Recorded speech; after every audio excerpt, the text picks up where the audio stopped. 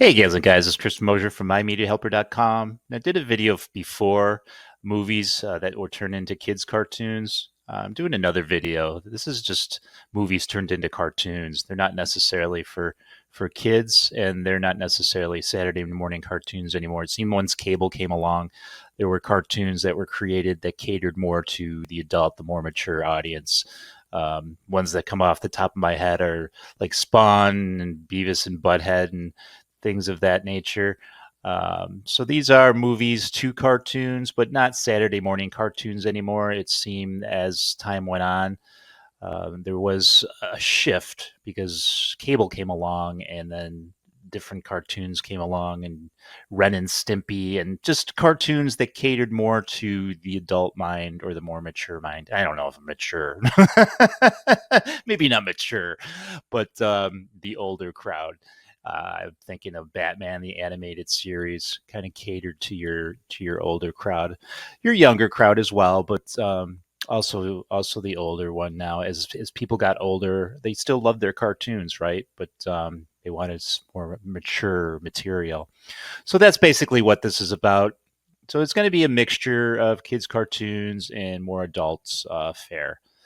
All right, gals and guys, let's get into it. And here we go. We got movies to cartoons, more movies to cartoons. Teen Wolf, known as The Cartoon Adventures of Teen Wolf in the United Kingdom, is an animated television series broadcast from 1986 to 1987 that was produced by Southern Star in Hanna-Barbera, Australia, in association with Clubhouse Pictures in the first season and Atlantic Kushner-Lock in the second season. It was based on the live-action film Teen Wolf from 1985 and the second installment overall in the titular franchise. The series consists of 21 episodes. Teen Wolf is a 1985 American coming-of-age comedy film directed by Rod Daniel and written by Jeff Loeb and Matthew Wiseman. Michael J. Fox stars as the title character, a high school student whose ordinary life is changed when he discovers that he is a werewolf. Filming took place from November to December of 1984. Teen Wolf was released on August 23rd of 1985 by Atlantic Releasing Corporation and received mixed reviews from film critics. It was a commercial success, grossing over $33 million domestically on a $4 million budget, with a worldwide gross being over $80 million. The film's success spawned a titular franchise, including an animated series adaptation in 1986, a sequel film in 1987, the supernatural live-action drama series that aired on MTV from 2011 to 2017, and its continuation film in 2023. The series is about a teenage boy and his family who can transform into werewolves, focusing on themes of coming of age and fitting in, while generally keeping true to the main ideas.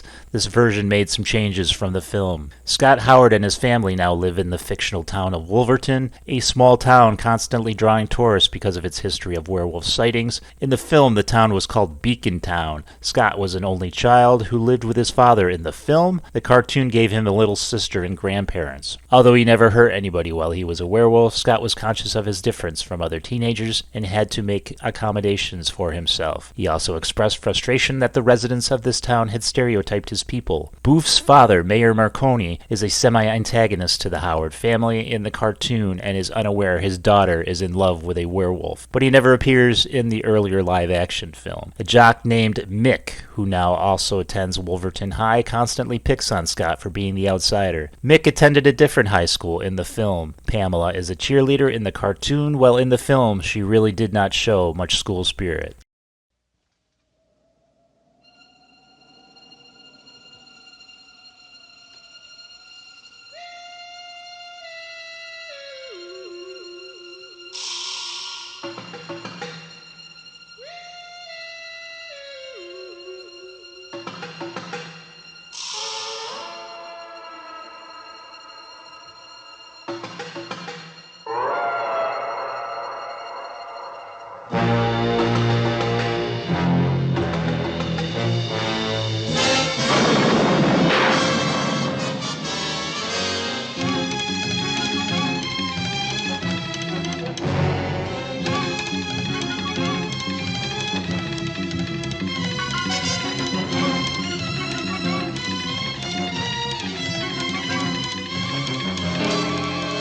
Return to the planet of the apes.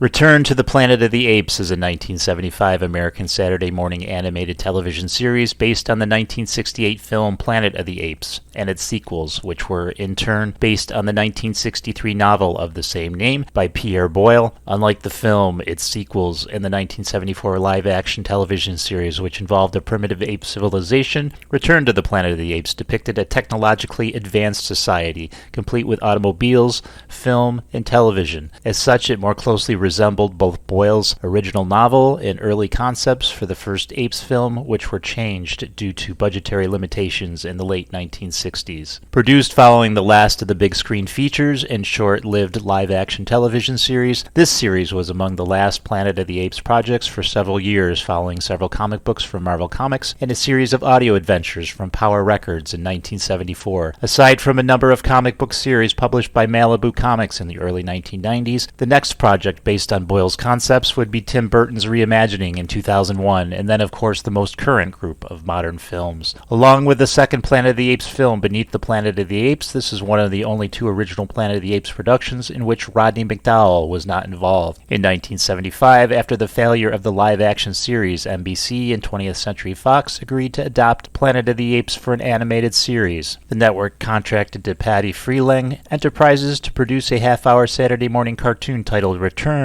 to the Planet of the Apes. Doug Wadley, co-creator of Johnny Quest, took on most creative control as associated producer, storyboard director, and supervising director. Wadley had only watched the original film and Beneath, and thus based his interpretation on them. As such, the show relied less on the themes and plot developments from escape, conquest, and battle, and instead returned to the Vietnam War and Cold War themes prominent in the first two films. The plot concerns three American astronauts: Bill Hudson, voiced by Tom Williams; Jeff Allen, voiced by Austin Stoker, who actually played MacDonald in the Battle of the Planet of the Apes, and Judy Franklin, voiced by Claudette Nevins, who inadvertently journey to the Earth's far future. They find the world populated by three groups: mute humans who inhabit desert caves, subterranean human underdwellers, fashioned after the mutants of Beneath, and civilized apes who subjugate the humans. Through the show, the astronauts become increasingly involved in the planet's affairs and in defending the humans against an ape invasion. The cast featured characters based on those from previous films and TV series, including Nova, voiced by Nevins again; General Urko, voiced by Henry Corkin; Zira, voiced by Philippa Harris; Cornelius, voiced by Edwin Mills; and Dr. Zayas, voiced by Richard Blackburn. NBC broadcast 13 episodes between September 6th and November 21st of 1975. The show did not achieve particularly strong ratings. The network considered producing a second 3-episode season to complete the story, but this never materialized.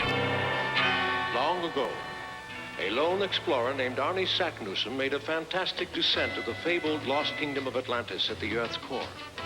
After many centuries, his trail was discovered, first by me, Professor Oliver Lindenbrook, my niece Cindy, student Alec McEwen, our guide Lars, and his duck Gertrude. But we were not alone. The evil Count Saknussemm, last descendant of the once noble Saknussemm family, had followed us to claim the center of the earth for his power-mad schemes. He ordered his brute-like servant Tord to destroy our party.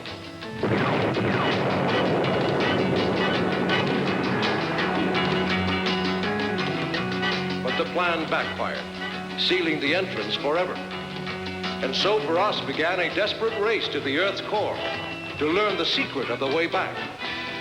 This is the story of our new journey to the center of the Earth. Journey to the Center of the Earth is an American science fiction Saturday morning cartoon consisting of 17 episodes, each running 30 minutes. Produced by Filmation in association with 20th Century Fox Television, it aired from September 9th, 1967 to September 6th of 1969 on ABC Saturday morning. It featured the voice of Ted Knight as Professor Lindenbrook Saknussemm. It was later shown in reruns on Sci-Fi Channel's Cartoon Quest. It appears to have taken the 1959 film Journey to the Center of the Earth as its starting point rather than Jules Verne's original 1864 novel, including the character of Count Saknussemm and Gertrude the duck. However, it moved even further away from Verne's novel than the 1959 film did. Journey to the Center of the Earth the 1959 American science fiction adventure film directed by Henry Levin and starring James Mason, Pat Boone, Arlene Dahl, and Diane Baker. The film was released by 20th Century Fox on December 16th of 1959. It was a commercial success and well received by critics, earning 3 Academy Award nominations. At the time of release, Journey to the Center of the Earth was a financial success, grossing $10 million at the box office, well over its $3.44 million budget. In 1880, Edinburgh professor Sir Oliver Lindenberg, a geologist at the University of Edinburgh, is given a piece of volcanic rock by his admiring student Alec McEwen, who is in love with Lindenberg's niece Jenny. Finding the rock unusually heavy, Lindenberg discovers a plump bob inside bearing a cryptic inscription. Lindenberg and Alec discovered that it was left by a scientist named Arnie Saknazism, who almost 100 years earlier had found a passage to the center of the Earth by descending into a volcano in western Iceland. After translating the message, Lindenberg immediately sets off with Alec to follow the Icelandic pioneer's footsteps. I grab a lot of dialogue off Wikipedia, if you couldn't tell, in my videos, and then follow up with ChatGPT. In this case, I did a broad search and couldn't find much information on this cartoon. There are several episodes on YouTube if you care to journey to the center of the Earth. So there's not much to say about this particular cartoon.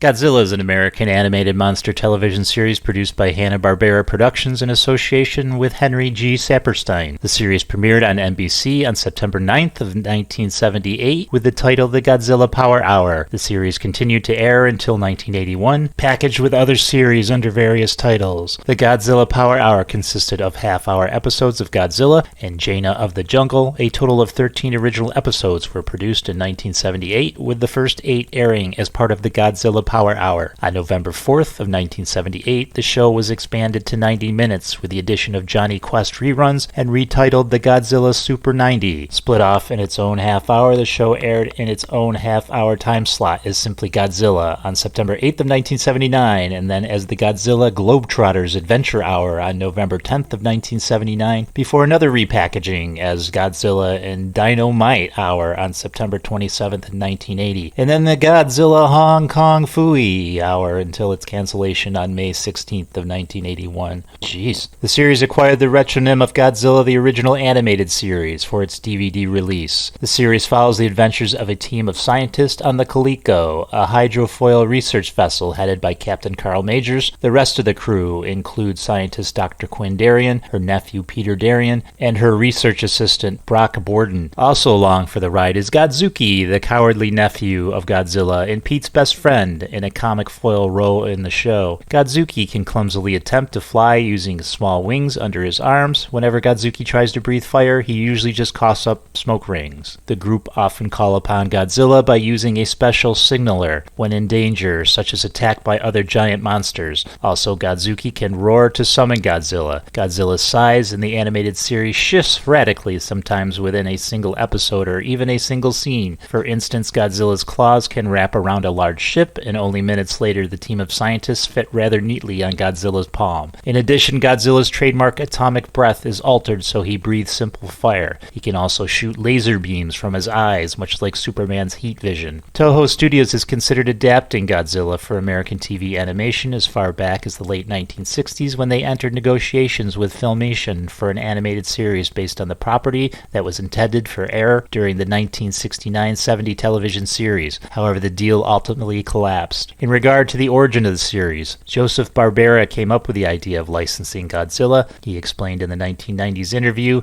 "My job back then was to dig up new characters, new ideas, new shows, and I had wanted to do Godzilla for a while. I liked the monster thing and the way it looked, and I thought we could do a lot with it. So I contacted Hank Saperstein, who was a very good friend, and we got talking about it. There was an executive at the network who wanted to get into the act and urged us to lighten the storyline up. So I came up with the character of Godzuki, who was like his son. The show had sort of a father-son relationship, which we had done before on shows like Augie Doggy and Doggy Daddy and Johnny Quest. Doug Wildley, creator of Johnny Quest, came on board as producer. DePatie Freelang Enterprises had initially been slated to produce the Godzilla series, while Hanna-Barbera was to produce the new Fantastic Four, but when DePatie Freelang acquired the rights to the Fantastic Four, NBC brokered a deal between the studios wherein DePatie Freelang would produce the new Fantastic Four while Hanna-Barbera would produce Godzilla Godzilla. Barbera said that he wanted the series to be more or less a straight adaptation of the movie series. When they start telling you in standard and practices, don't shoot any flame at anybody, don't step on any buildings or cars, then pretty soon they've taken away all the stuff he represents. That became the problem, to maintain a feeling of Godzilla and at the same time cut down everything that he did. We managed to get a fair show out of it. It was okay. Godzuki kinda got the kids going. Godzilla 1998 series was covered in a previous video that I will link in the description.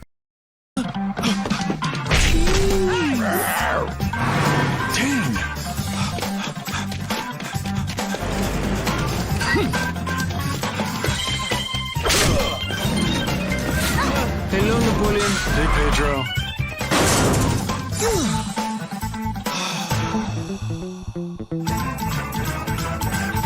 Napoleon Dynamite is a 2004 American independent coming-of-age comedy film produced by Jeremy Kuhn, Chris Wyatt, and Sean Covell, written by Jared and Jerusha Hess, and directed by the former. The film stars John Heder in the role of the titular character, a nerdy high school student who deals with several dilemmas, befriending an immigrant who wants to be class president, awkwardly pursuing a romance with a fellow student, and living with his quirky family. The film was Hess's first full-length movie and is partially adapted from his earlier short film, Palooka, from 2002. Napoleon Dynamite was acquired at the Sundance Film Festival by Fox Searchlight Pictures, which partnered with Paramount Pictures and MTV Films for the release. It was filmed at Preston High School in Idaho and different areas in Franklin County, Idaho, in the summer of 2003. It debuted at the Sundance Film Festival in January of 2004. Most of the situations in the movie are loosely based on the life of Jared Hess. The film's total worldwide gross revenue was $46.1 million. The film has since developed a cult following and was voted number 14 on Bravo's 100 Funniest Movies. Napoleon is an awkward 16-year-old boy who loves practicing ninja moves, dancing, and drawing pictures of a liger, an animal he says is bred for its skills in magic. He also invents stories about himself hunting wolverines in Alaska, having an Oklahoman girlfriend, and that a gang wants him to join because of his skill with a bow staff. His brother Kip,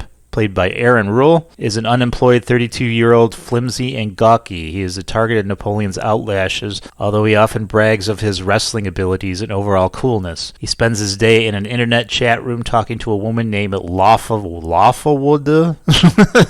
What the hell? Lafawuda. Lafawnduh. Okay. The two live with their grandmother, Kerlinda, played by Sandy Martin, who enjoys riding all-terrain vehicles. Deborah Deb Bradshaw, Tina Marina, is a shy, quiet, sweet, and artistically inclined girl who is infatuated with Napoleon upon first meeting him. Napoleon's uncle, played by John Grace, is a middle-aged man and former high school athlete who lives in a camper van and is obsessed with his failed football career. He frequently performs get-rich-quick schemes, believing riches will help him get over his crushed dreams of NFL stardom. Rex Kwon Do, played by Diedrich Bader, is a self-declared martial arts master who runs a dojo in town. Napoleon also becomes friends with a Mexican exchange student named Pedro Sanchez, played by Efren Ramirez, who rarely conveys emotion or speaks. Pedro runs for class president after seeing a poster at the school dance. On the election day, he gives a mediocre speech in front of the student body. Napoleon does a dance routine at Pedro's skit for the election and receives a standing ovation, saving the campaign and winning Pedro the election. 2 months later, Kip and Lafawuda Lafawunda, whatever the hell her name is, are married. Jared Hess, who directed the film, stated that the series takes place after Pedro's election, but before the marriage, and several new characters are introduced. Napoleon Dynamite is an American animated satirical slapstick comedy television series created by Jared and Jerusha Hess for Fox, based on the 2004 film of the same name, which both Hesses co-wrote. Veteran TV writer Mike Scully helped develop the series, with the original cast reprise their roles. Set in the small town of Preston, Idaho, it follows the adventures of the titular 16-year-old boy who thinks he is skilled at everything. The series premiered on January 15th of 2012 as part of the animation domination block on Fox. It earned polarizing reviews with criticism aimed at the slow pacing and humor, while its faithfulness to the source material, voice acting, and animation earned the most praise. The series premiere was seen by over 9.5 million viewers, but the ratings later dropped as the show progressed, with the last 4 episodes averaging 4 million viewers. years. It ranks 6th in viewership among teenagers, according to the Nielsen Media Research. On May 15th of 2012, the series was canceled after one season. Jared and Jerusha Hess, the co-writers of the 2004 film Napoleon Dynamite, had expressed interest in doing an animated version since the film's release, believing that animation was the best way to continue the world of Napoleon Dynamite, as the original actors had grown too old to play teenage characters. Following the film's success, Fox Searchlight Pictures wanted a sequel, but the Hesses delayed due to commitments to other projects and fear that audiences would tire of the Napoleon Dynamite characters. The development of the show began in 2009 when the Hesses met with writer-producer Mike Scully, who was a fan of the film, to propose an animated TV series based on the film, and the two presented a 9-minute pilot episode to Fox in 2010. That May, Fox officially confirmed that an animated television miniseries with the original cast was in development with close involvement from the Hesses. Fox placed an order for 6 episodes as a trial run and ordered 7 additional scripts in July of 2011 to be put into production if it was renewed for a second season. The Hesses and Scully all served as showrunner. The miniseries premiered on January 15th of 2012 as a mid-season replacement for the animated television series Alan Gregory. During its 6-episode run, Napoleon Dynamite had no consistent schedule. It was constantly shifted on the Fox schedule in favor of football and award shows. On May 15th of 2012, Fox canceled the series after one season. He's dynamite. So dynamite.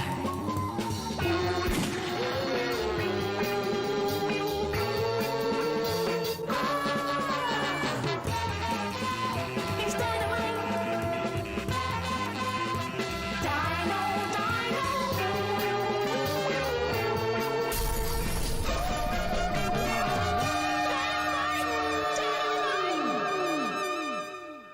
Black Dynamite is a 2009 American blaxploitation action comedy film starring Michael J. White, Tommy Davidson, and Solly Richardson. The film was directed by Scott Sanders and co-written by White, Sanders, and Byron Mins, who also co-stars. The plot centers on former CIA agent Black Dynamite, who must avenge his brother's death while cleaning the streets of a new drug that is ravaging the community. The film is a parody and a homage to the 1970s action and blaxploitation films. It had a trailer and funding even before a script was written. Black Dynamite was shot in 20 days in Super 16 format. The film was released in the United States on October 16th of 2009 for only 2 weeks, with an official premiere at the Toronto After Dark Film Festival, and was well received by critics. It was released on home video on February 16th of 2010. And Black Dynamite is an American adult animated blaxploitation comedy television series developed by Carl Jones for the Cartoon Network late night programming block Adult Swim. It is based on the 2009 film of the same name, although the series follows an alternate continuity. Michael J. White, Byron Keith, Mins, Tommy Davidson, and Kim Whitley reprised their film roles as Black Dynamite, Bullhorn, Cream Corn, and Honeybee, respectively. Cedric Yorbrow also reprises his film role as a Western-style pimp, a chocolate giddy-up, along with Jimmy Walker Jr. as a restaurant owner, Roscoe, and Arsenio Hall as fellow pimp,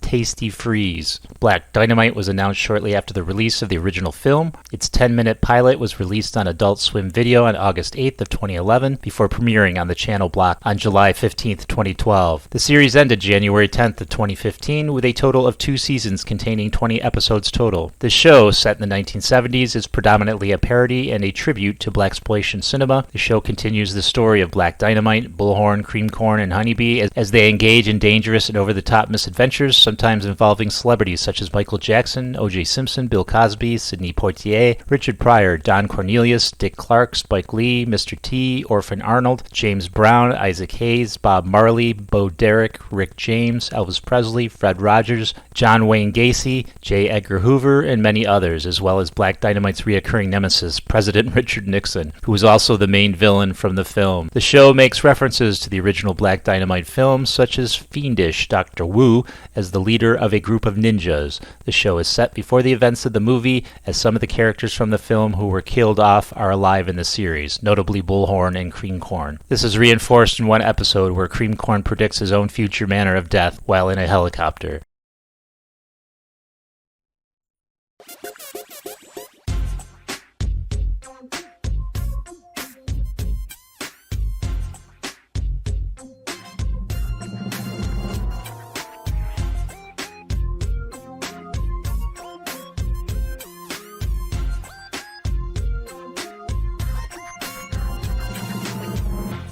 The Friday franchise consists of American stoner buddy comedies created by Ice Cube and DJ Pooh, including 3 theatrical films and 1 animated spin-off TV series. The series takes place in South Central Los Angeles and follows the exploits of perpetually unemployed Craig Jones, who, along with his friends and relatives, is thrust into various issues that happen to occur on a Friday. 3 films have been released. The first film, Friday, in 1995, was a sleeper hit and has garnered a large cult following. The film's success led to 2 sequels, Next Friday in 2000 and Friday After Next 2002, which were also box office successes.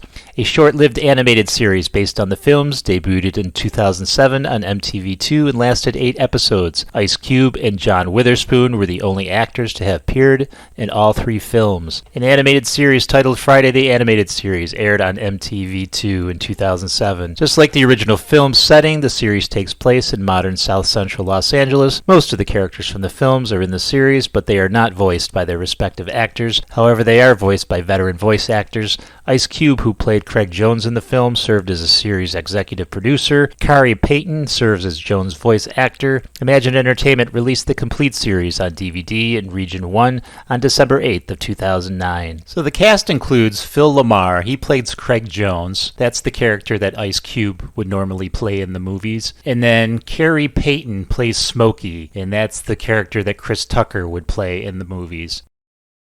Charlie Chan is a fictional Honolulu police detective created by author Earl Durr Biggers for a series of mystery novels. Biggers loosely based Chan on Hawaiian detective Chang Apana. The benevolent and heroic Chan was conceived as an alternative to Yellow Peril, stereotypes, and villains like Fu Manchu. Many stories feature Chan traveling the world beyond Hawaii as he investigates mysteries and solves crimes. Chan first appeared in Biggers' novels and then was featured in a number of media. Over 4 dozen films featuring Charlie Chan were made. Beginning in 1926, the character, featured only as a supporting character, was first portrayed by East Asian actors, and the films met with little success. In 1931, for the first film centering on Chan, Charlie Chan carries on. The Fox Film Corporation cast Swedish actor Warner Oland. The film became popular, and Fox went on to produce 15 more Chan films with Oland in the title role. After Oland's death, American actor Sidney Toller was cast as Chan. Toller made 22 Chan films, first for Fox and then for Monogram Studios. After Toller's death, 6 films were made starring Roland Winters. Readers and moviegoers of America greeted Chan warmly. Chan was seen as an attractive character, portrayed as intelligent,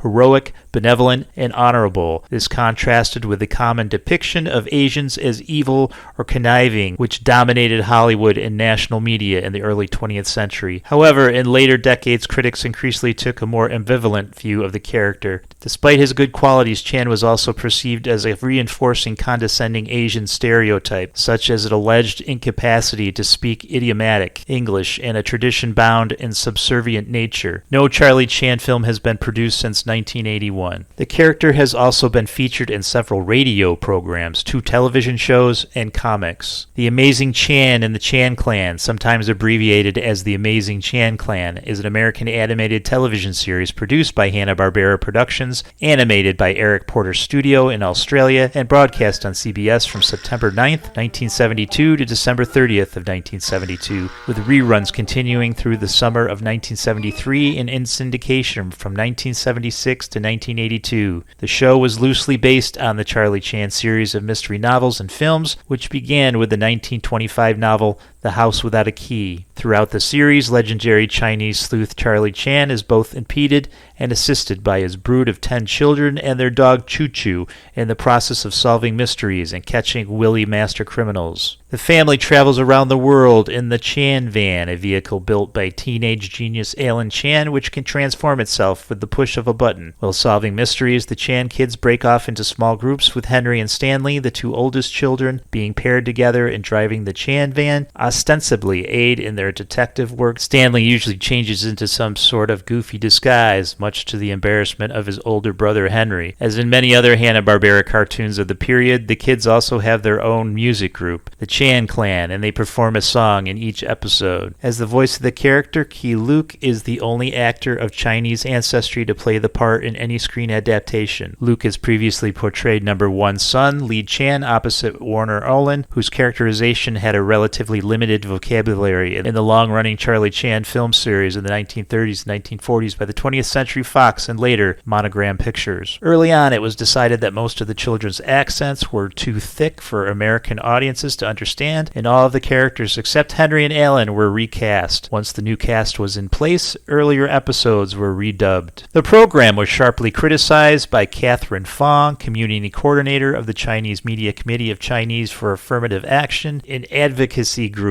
based in San Francisco for continuing to isolate generations of Chinese Americans as being different and keeping the same detective intoning stilted fortune cookie English spoken in proverbs. CBS President Robert D. Wood responded by calling the show a lighthearted escapism program for youngsters, emphasizing the stereotypical Asian American tropes of intelligence as positive contributions, with the hope that CBS Chan might begin to replace some of the abrasive imagery created by the old Charlie Chan character. Fong called this attitude a great tragedy, convincing many people that this kowtowing caricature is acceptable, and drew an analogy with a hypothetical cartoon about Adolf Hitler. If CBS did a cartoon called Hitler House along the same lines of respect and German pragmatism as your interpretation of Chan's wisdom, would that begin to replace some of the abrasive imagery created by the old Hitler and make him more acceptable to Jews? Fong went on to sue the Federal Communications Commission in January of 1973. The Chans appeared in an episode of Harvey Birdman, Attorney at Law, as a Japanese band called Shawuweenie.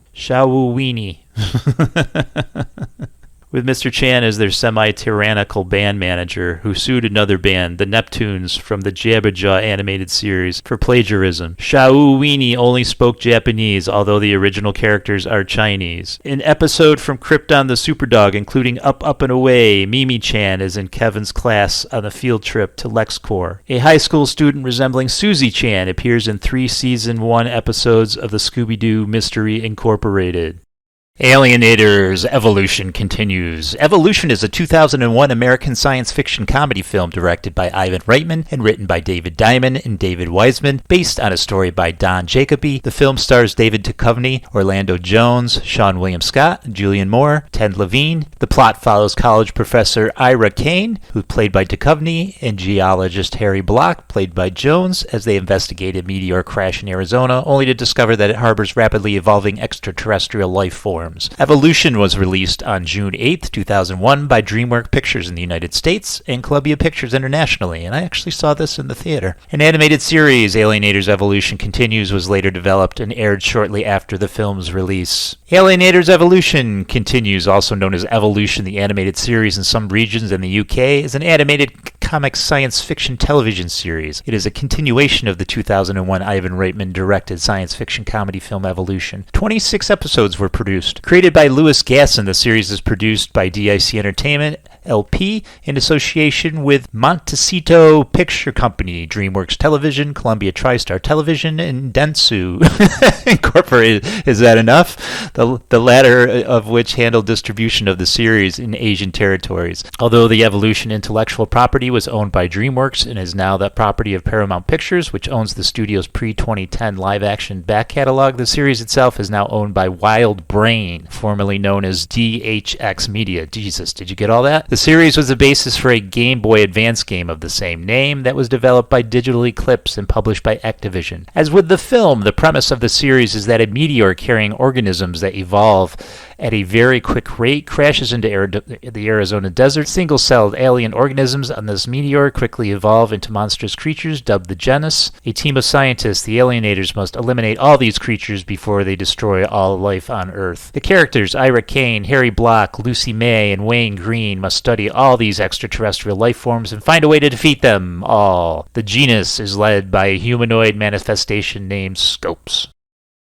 Blade Runner is an American cyberpunk media franchise originating from the 1968 novel Do Androids Dream of Electric Sheep by Philip K. Dick, featuring the character of Rick Deckard. The book has been adapted into several media, including films, comics, a stage play, and a radio serial. The first film adaptation was Blade Runner, directed by Ridley Scott in 1982. Although the film initially underperformed at the American box office, it became a cult classic and has had a significant influence on science fiction. A novelization and and a comic adaptation of the film were released in the same year. From 1995 to 2000, 3 novels serving as sequels to both Blade Runner and the original novel were written by K.W. Jeter, a friend of Dick's. A film sequel to Blade Runner 2049, was released in 2017. To celebrate the 30th anniversary of Blade Runner in 2012, a short film was released, and in the lead up to the release of Blade Runner 2049, several more short films detailing events that occurred between 2019 and 2049 were released. The influence of the franchise has helped spawn the cyberpunk subgenre. Blade Runner Black Lotus is a neo-noir science fiction animated miniseries based on the Blade Runner franchise. Blade Runner Black Lotus is a neo-noir science fiction animated miniseries based on the Blade Runner franchise, which itself is based on the 1968 novel Do Androids Dream of Electric Sheep by Philip K. Dick. The series aired from November 2021 to February 2022. It was a co-production between Adult Swim and Crunchyroll in partnership with Ulcon Television Group. Black Lotus takes place in Los Angeles in 2032, 10 years into the aftermath of Blade Runner Blackout 2022, but before 2036, Nexus Dawn, and centers on a female replicant protagonist. It also includes familiar characters from the Blade Runner universe.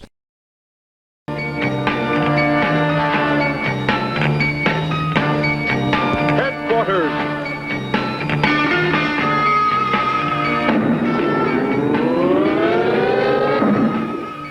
CMDF, Combined Miniature Defense Force. Project Fantastic Voyage. Process Miniaturization. Authority Top Secret Highest Clearance. Team Jonathan Kidd, Commander. Guru, Master of Mysterious Powers. Erica Lane, Doctor, Biologist.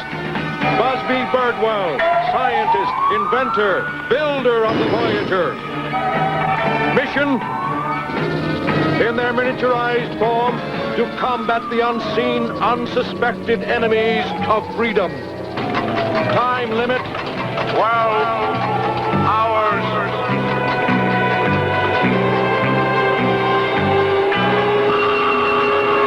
Fantastic Voyage is a 1966 American science fiction adventure film directed by Richard Fleischer and written by Harry Kleiner, based on a story by Otto Clement and Jerome Bixby. The film is about a submarine crew who is shrunk to a microscopic size and ventures into the body of an injured scientist to repair damage to his brain. In adapting the story for his script, Klein abandoned all but the concept of miniaturization and added a Cold War element. The film starred Stephen Boyd, Raquel Welch, Edmund O'Brien, Donald Pleasance, and Arthur Kennedy. Batten Books obtained the rights for a paperback novelization based on the screenplay, approached Isaac Asimov to write it. Because the novelization was released 6 months before the movie, many people mistakenly believed that the film was based on Asimov's book. Its modern and imaginative production design received 5 nominations at the 39th Academy Awards, mostly in technical departments, winning for Best Visual Effects and Best Art Direction and Color. The movie used the concept of miniaturization in science fiction along with The Incredible Shrinking Man and inspired an animated television series of the same name. Fantastic Voyage is an American animated science fiction television series based on the famous 1966 film directed by Richard Fleischer. The series consists of 17 half-hour episodes airing Saturday mornings on ABC TV from September 14th of 1968 through January 4th of 1969, then rebroadcast the following fall season. The series was produced by Filmation Associations in association with 20th Century Fox Television. A Fantastic Voyage comic book based on the series was published by Gold Key and lasted 2 issues. The show was later broadcast in reruns on the Sci-Fi Channel's Cartoon Quest from 1992 to 1996. Fantastic Voyage is the story of the CMDF, the Combined Miniature Defense Force, a secret United States government organization that possessed the ability to reduce people to microscopic size. The main characters were Commander Jonathan Kidd, biologist Erica Lane, scientist Busby Birdwell, and a master of mysterious powers known only as Guru. The team was reduced in size for its missions, each miniaturization period having a time limit of 12 hours, and it traveled around in microscopic flying submarine, the Voyager, doing battle against the unseen, unsuspecting enemies of the free world, both criminal and germinal matter. The missions of the team were given out and supervised by Professor Carter, in charge of the miniaturization process, and a character usually referred to as the Chief, presumably the overall leader of the CMDF, who was always seen only in shadow. Occasionally, the four were accompanied by people who did not work for the CMDF, but who Professor Carter and the Chief felt would be helpful. More often than not, these people were villains. The series featured character voices provided by Marvin Miller, Jane Webb, and Ted Knight. The producers were Lou Scheimer and Norm Prescott. The director was Hal Sutherland. The music was provided by Gordon Zeiler of Plan 9 from Outer Space infamy. Changes from the film, aside from the ship's crew, included the duration of miniaturization, 1 hour in the film, 12 in the cartoon, and the meaning of the acronym CMDF from Combined Miniaturized Deterrent Force to Combined Miniature Defense Force.